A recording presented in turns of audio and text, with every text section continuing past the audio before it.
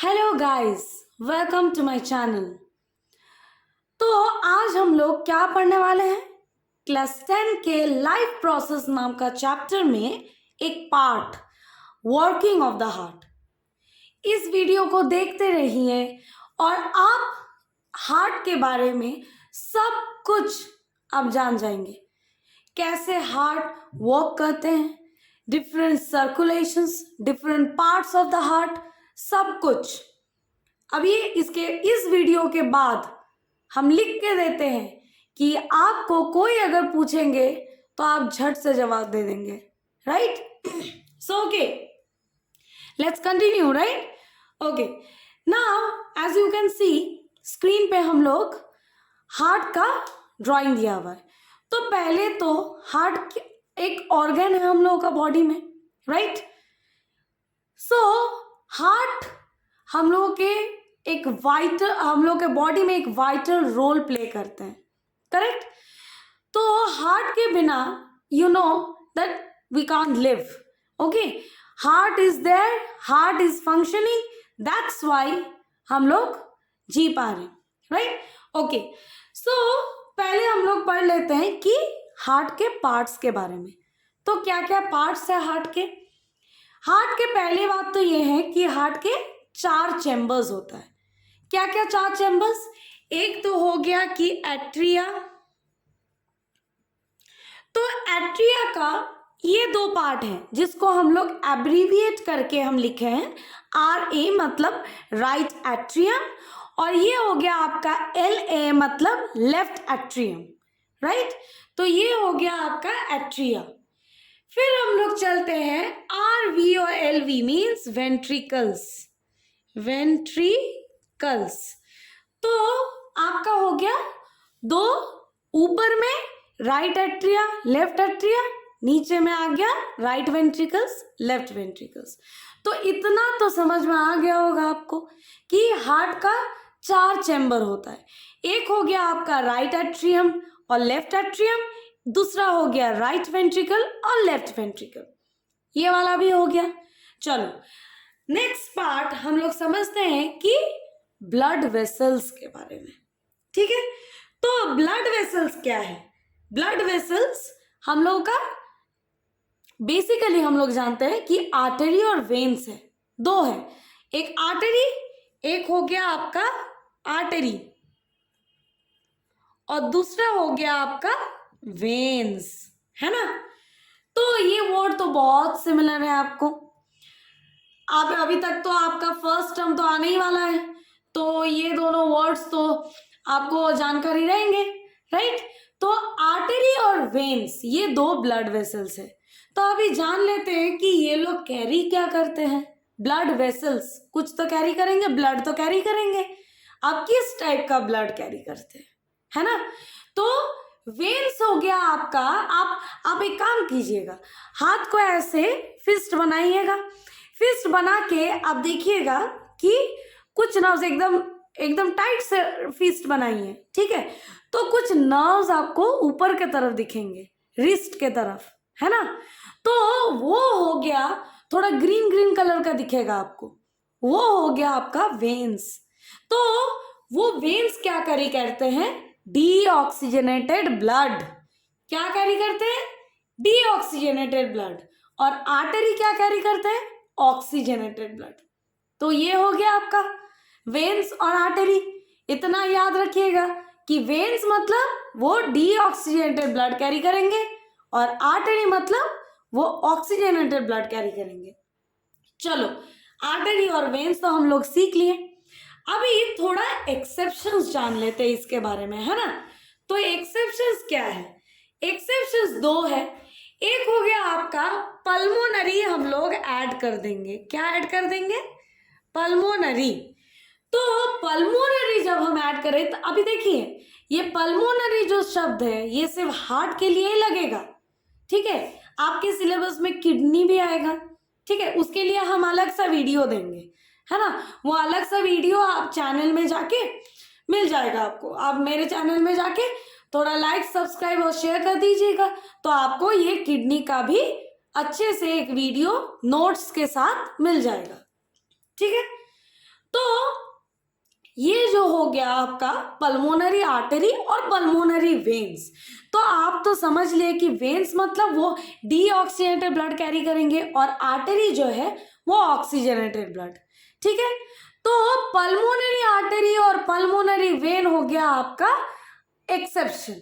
तो pulmonary vein क्या carry कर रहे हैं अभी, डीऑक्सीजनेटेड, तो पल्मोनरी वेन क्या कैरी करेंगे, ऑक्सीजनेटेड ब्लड। जैसे आर्टरी आपका ऑक्सीजनेटेड ब्लड कैरी कर रहे हैं, तो पल्मोनरी आर्टरी क्या कैरी करेंगे, डीऑक्सीजनेटेड ब्लड। इतना समझ में आएगा, बस कंफ्यूज मत हो जाइएगा। सिर्फ एक चीज याद रखना, वेन्स मतलब वो डीऑक्सीजनेटेड ब्लड कैरी कर रहे हैं, और पल्मोनरी वेन्स क्या हो जाएगा, उसका जस्ट उल्टा। तो ऐसे करके आप याद कर लीजिएगा। तो इसी का हम एब्रीविएशन यूज किए, पल्मोनरी आर्टरी और पल्मोनरी वेन्स का। ठीक है, तो इसका ही एब्रीविएशन हम यूज किए हैं इधर, तो आप इसको कुछ अलग सा मत समझ लीजिएगा। ठीक है, अभी चलिए, अभी थोड़ा हार्ट का लेयर्स के बारे में भी सुन लेते हैं कि हार्ट का 3 लेयर्स होता है। एक हो गया आपका एपिकार्डियम, ठीक है, एक हो गया आपका एपिकार्डियम, आप नोट कर लीजिएगा, एपिकार्डियम। दूसरा हो गया आपको मायोकार्डियम, और तीसरा हो गया आपको एंडोकार्डियम। ठीक है, तो ये 3 लेयर्स है। ठीक है, हार्ट का 3 लेयर्स है, एक है एपिकार्डियम, दूसरा है मायोकार्डियम, और तीसरा है आपका एंडोकार्डियम। समझ में आया? अच्छा चलो, नेक्स्ट हम लोग चलते हैं कि हार्ट के फंक्शंस के बारे में। चलिए, बाद में ये वाला आयोटा के बारे में हम लोग बोलेंगे, जानेंगे आयोटा क्या चीज है। उसके पहले हम लोग फंक्शंस के बारे में चलते हैं। ठीक है, तो क्या होता है, ये जो राइट एट्रिया, ये राइट वाला साइड है ना, इसमें क्या आता है, डीऑक्सीजनेटेड ब्लड। थोड़ा हम इधर शेड कर देते हैं तो आपको समझ में आएगा। ठीक है, तो इधर क्या आता है, क्या, डीऑक्सीजनेटेड ब्लड। तो कहाँ से आ रहा है डीऑक्सीजनेटेड ब्लड, पूरे बॉडी से। तो ये जो दोनों एरो नीचे की तरफ और ऊपर की तरफ आपको दिख रहा है ना, वो एरो किस चीज का है, ये एक वेसल है जिससे डीऑक्सीजनेटेड ब्लड हार्ट के राइट साइड में आ रहा है। तो इसको बोला जाता है सुपीरियर वेना कावा, इसको बोला जाता है इंफीरियर वेना कावा। ठीक है, ये सुपीरियर मतलब क्या, हार्ट के ऊपर के तरफ, हम लोग का बॉडी का हार्ट के ऊपर के तरफ से ये deoxygenated blood superior vena cava से इधर राइट एट्रिया और राइट वेंट्रिकल के तरफ आ रहे हैं। और इंफीरियर, जैसे नाम सजेस्ट करते हैं, इंफीरियर मतलब नीचे के तरफ। तो हार्ट के नीचे से जो ऑर्गन्स है, किडनी है, आपका स्मॉल इंटेस्टाइन है, लार्ज इंटेस्टाइन है, उधर से क्या आ रहा है, राइट साइड में आपका ब्लड आ रहे हैं, डीऑक्सीजनेटेड ब्लड। याद रखिएगा, राइट साइड में डीऑक्सीजनेटेड ब्लड हो गया। तो अभी जब इधर से ये राइट साइड में डीऑक्सीजनेटेड ब्लड आ रहा है, उसी टाइम में लेफ्ट साइड में भी ऑक्सीजनेटेड ब्लड आएंगे। क्या ब्लड, ऑक्सीजनेटेड। तो राइट एट्रिया में पहले हम लोग सीक्वेंस वाइज चलते हैं, है ना। तो राइट एट्रिया में जब डीऑक्सीजनेटेड ब्लड आ रहा है, वैसे लेफ्ट एट्रिया में ऑक्सीजनेटेड ब्लड आएगा, सेम टाइम पे, एकदम सेम टाइम पे। ठीक है, तभी क्या होता है कि राइट एट्रिया जब कॉन्ट्रैक्ट होता है, कॉन्ट्रैक्ट, ठीक है, ऐसे ऐसे कॉन्ट्रैक्ट होता है, तब ये ब्लड, ये वाला एक डोर दिख रहा है ना, डोर, हम एक डोर ड्रॉ किए हैं इधर। तो ये वाला डोर से राइट वेंट्रिकल में आ रहा है। ये डोर को हम लोग क्या बोलते हैं अभी, वल्व। क्या बोलते हैं, वल्व। तो ये जो वल्व है, ये एक ही साइड खुलता है, जैसे हम लोग का डोर।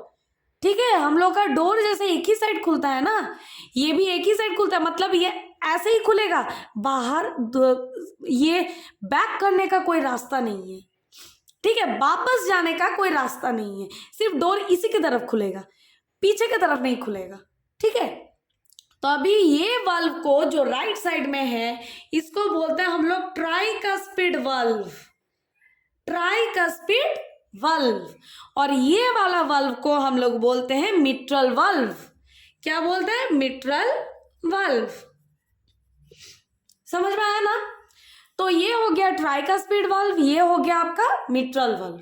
ठीक है, चलो आगे बढ़ते हैं। तो राइट एट्रियम में जब ब्लड आ रहा है, डीऑक्सीजेनेटेड ब्लड, उसी टाइम पे लेफ्ट एट्रियम में भी आ रहा है। ठीक है, तो जब ये दोनों कॉन्ट्रैक्ट करते हैं तो ब्लड क्या आ गया, राइट वेंट्रिकल और लेफ्ट वेंट्रिकल में। ठीक है, राइट वेंट्रिकल और लेफ्ट वेंट्रिकल में।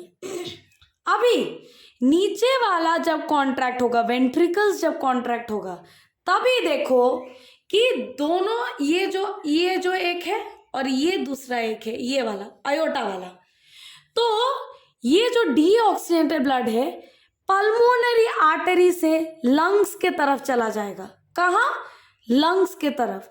अभी आप जानते हैं लंग्स में क्यों जाएगा डीऑक्सीजेनेटेड ब्लड?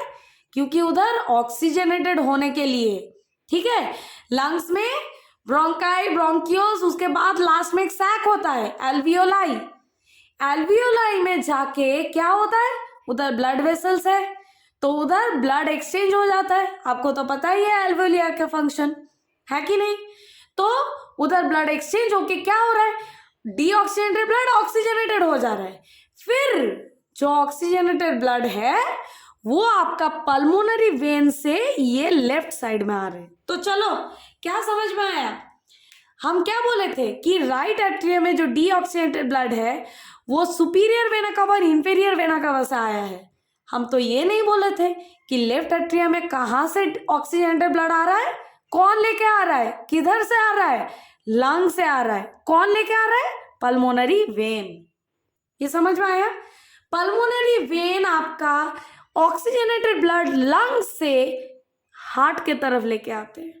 अभी ये वाला तो बोल दिया राइट वेंट्रिकल जब कॉन्ट्रैक्ट होगा तो लंग्स के तरफ जाएगा। लेफ्ट वेंट्रिकल जब कॉन्ट्रैक्ट होगा तब क्या होगा? लेफ्ट वेंट्रिकल में क्या है बताइए? Oxygenated blood. तो ये वाला जो आयोटा है इसके थ्रू से पूरे बॉडी में चला जाएगा, पूरे बॉडी में। माइंड करिए, पूरे बॉडी में। इसलिए देखिए आयोटा का साइज कितना बड़ा है, वो सबसे लार्जेस्ट आर्टरी है, याद रखिएगा।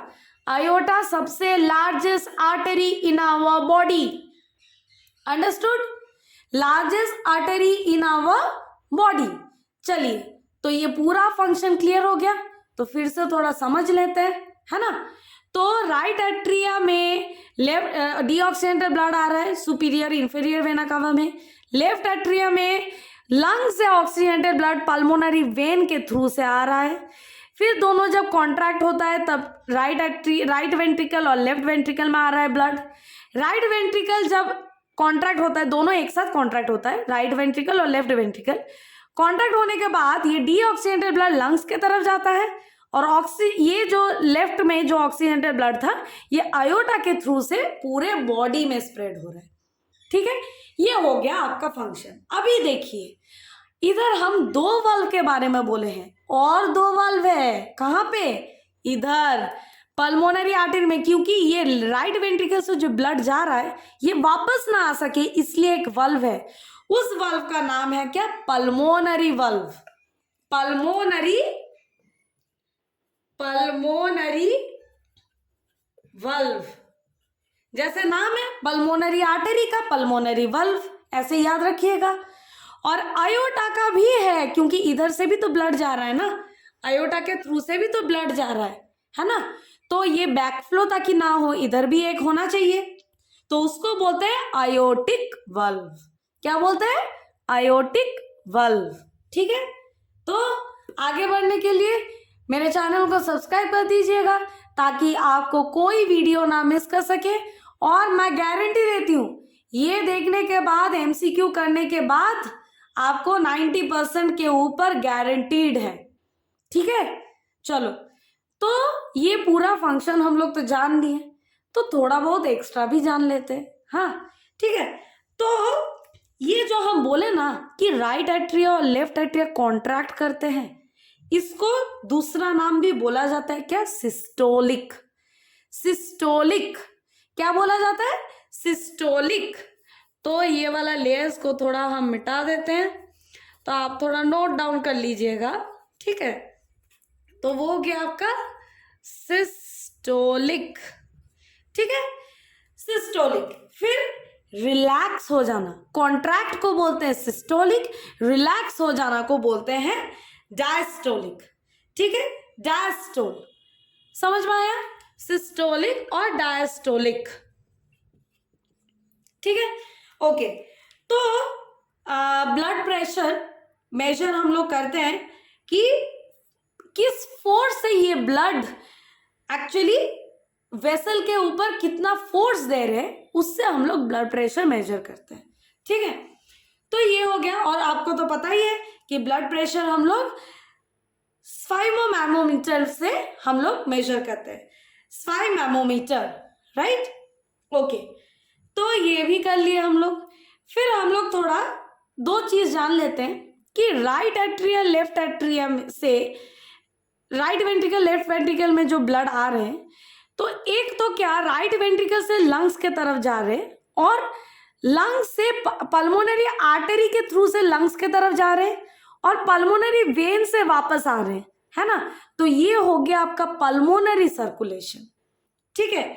दो सर्कुलेशन ब्लड, ये हार्ट का फंक्शन को blood circulation in human heart, ये क्वेश्चन आता है कि डबल सर्कुलेशन भी बोला जाता है। क्यों क्यों ये दो सर्कुलेशन सुन लीजिएगा, एक है पल्मोनरी, ठीक है, तो वो क्या होता है कि पल्मोनरी आर्टरी से लंग्स के तरफ जा रहे हैं, फिर पल्मोनरी वेन से ही आ रहे हैं वापस, इसीलिए नाम है पल्मोनरी सर्कुलेशन।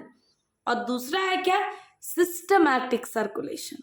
सिस्टमैटिक सर्कुलेशन मतलब क्या कि जो ऑक्सीजन ब्लड पूरे बॉडी में जो स्प्रेड हो रहा है अयोटा के थ्रू से, वो हो गया आपका सिस्टमैटिक सर्कुलेशन। तो दो सर्कुलेशन, एक पल्मोनरी सर्कुलेशन जो लंग्स के तरफ जा रहे हैं, फिर लंग्स से ऑक्सीजन ब्लड आ रहे हैं, तो वो हो गया आपका पल्मोनरी सर्कुलेशन। और ये वाला हो गया आपका सिस्टमैटिक, जो ऑक्सीजन ब्लड पूरे बॉडी में स्प्रेड हो रहे हैं, ठीक है। तो ये दो चीज आप थोड़ा नोट कर लीजिएगा कि blood circulation in human heart को हम लोग डबल सर्कुलेशन भी बोलते हैं, ठीक है, क्योंकि हार्ट के थ्रू से ट्वाइस, दो बार ब्लड सर्कुलेट होता है। आई होप ये पूरा क्लियर हो गया है।